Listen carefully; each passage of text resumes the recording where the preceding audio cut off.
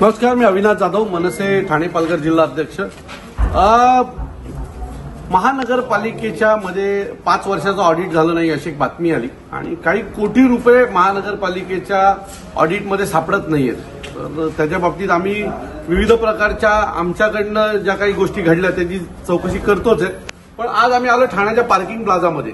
कोविडच्या काळामध्ये ठाणे महानगरपालिकेने काही हजारो कोटींचे टेंडर काढले आणि त्या टेंडर मधनं विकत घेतलेलं सामान याचं झालंय काय हे दाखवायला मी आज तुम्हाला इथे आलोय। तुम्ही जर इथे आलात तर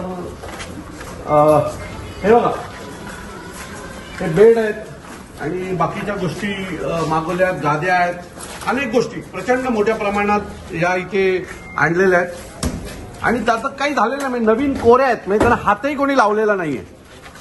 त्याची संख्या किती आहे जर तुम्हाला बघायचं असेल तर मला असं वाटतं की तुम्ही इथे बघा, म्हणजे तुम्हाला ती संख्या कळेल काय किती मोठ्या प्रमाणात कप्पेच्या कप्पे भरलेले आहेत आणि या गोष्टी केलेल्या आहेत। तुम्ही जर अजून थोडं पुढे आला तर काही कोठींच्या मशिनरी ज्या असतात, आपण ज्याला म्हणतो ना स्कॅनर मशीन आणि बाकीच्या मशिनरी ज्या खूप महाग असतात, त्या मशिनरीज बघा किती मोठ्या प्रमाणात आहेत आणि त्यांना कोणी हात लावत नाहीये, काय नाहीये, पडून आहे त्या सगळ्या, त्याला कोणी वाली नाहीये।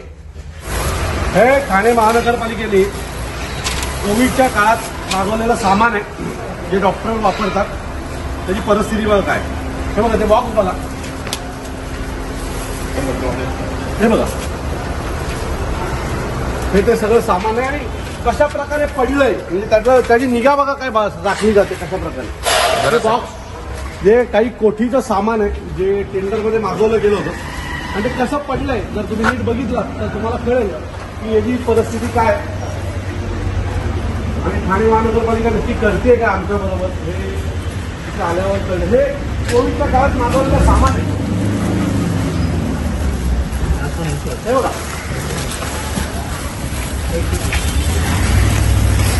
हे जर कुठल्या हॉस्पिटलला पाठवलं असतं तर काय वाईट झालं असतं। सर्व हॉस्पिटल आहे ना, पीपी किट बघा, 5-5, 7 हे असे हे पीपी किट आहेत, हे धूळ खात पडलेत बघा कसे।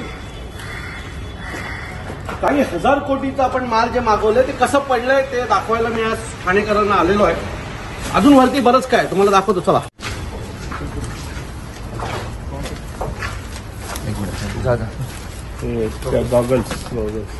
गॉगल्स आज जर तुम्ही ठाण्याच्या कळवा हॉस्पिटलला गेलात आणि कळवा हॉस्पिटलमध्ये जर तुम्ही जाऊन थांबलात तर कळवा हॉस्पिटलमध्ये आज अनेक लोक रोज मरतात, व्यवस्था नाहीये, बेड नाहीये, कुठलीच गोष्ट नाहीये आणि तरी सुद्धा मला वाटतं की आपण नवीन सामान मागवतो। आज हा काही कोटींचा सामान आहे, मी तुम्हाला लिहून देतो, हा काही कोटींचं सामान धूळखाट पडलंय आणि ठाणे महानगरपालिकेचे हॉस्पिटल जे आहेत ते बेजार आहेत। तुम्ही ठाणे महानगरपालिकेच्या हॉस्पिटलमध्ये गेलात तर गाद्या सडलेल्या आहेत, बेड सडलेले आहेत, अनेक इक्विपमेंट नाही आहेत।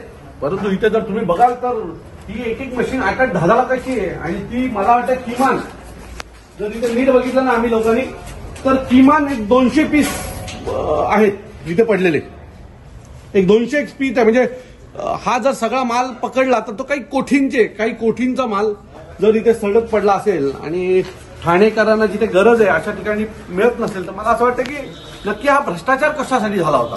म्हणजे कोऱ्या गोष्टी आहेत, म्हणजे आता वापरही 1 दिवसासाठी नाही झाला, जुन्या ज्या आहेत त्या आहेतच, पण त्याच्या व्यतिरिक्त या ज्या नवीन कोरे मटेरियल आहेत हे देखील पडलेलं आहे। मला असं वाटतं टेंडर जे काढले होते ना ते प्रॉफिटसाठी काढले होते, म्हणजे पैसा ठाणे महानगरपालिकेचा त्यावेळेला कोणी विचारायला मायबाप नव्हता, त्यामुळे पाहिजे तेवढं घेऊन ठेवलं। म्हणजे एक ही मला वाटतं हा बेड जर 2,000 रुपयाचा असेल तर यांनी 20,000 रुपयाला विकत घेतला असेल, किंवा हा बेड जर 20,000चा असेल तर हा त्यांनी 50,000 रुपयाला त्यावेळेला विकत घेऊन ठेवला असेल फक्त यांच्या प्रॉफिटसाठी। आणि आता त्या गोष्टीचा उपयोग काय होतोय तर संपूर्ण पैसे ठाणेकरांचे पाण्यात गेलेले आहेत आणि हा सगळा सामान हा पार्किंग प्लाझाच्या गोडाऊनमध्ये सडतोय।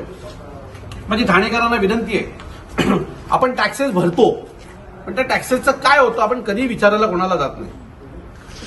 काही नगरसेवक एक काम 4 वेळा काढतात, म्हणजे जर 2022ला आमच्या पुष्कर विचारे आणि आमच्या घोडबंदरच्या टीमने एक तक्रार केली होती की अचानक एक रस्त्यावर हे उभं केलं, सेंटर उभा केलं, हा, आणि अचानक पुढच्या महिन्यात तिथे ते काढलं आणि दुसरं काहीतरी बनवलं।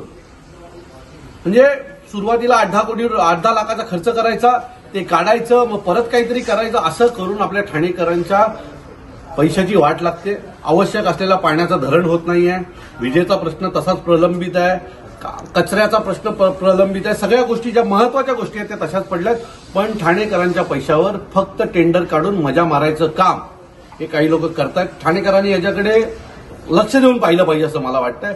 बघा, आम्ही फक्त बोंबलतो. जर ठाणेकरांनी जर पाठिंबा दिला ना तर या सगळ्यांचा भांडाफोड आम्ही नक्की करू. तुर्तास थांबतो. जय हिंद, जय महाराष्ट्र. CEN न्यूज, देश प्रदेश की ताजा तरीन खबरों के लिए CEN न्यूज को सब्सक्राइब करें और रहें पल पल की खबर से हर पल बाखबर.